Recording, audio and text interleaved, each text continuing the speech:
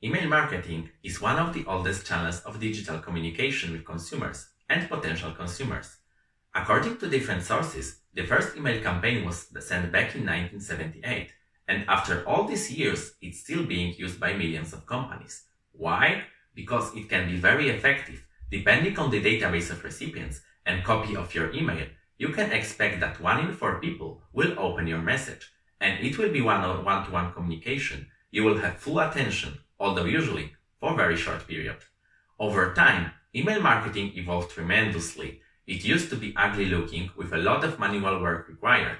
At the moment, marketers have plenty of email marketing tools at their disposal.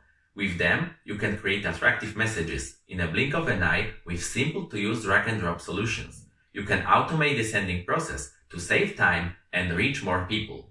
In this chapter, you will see how email marketing works in general and some best practices.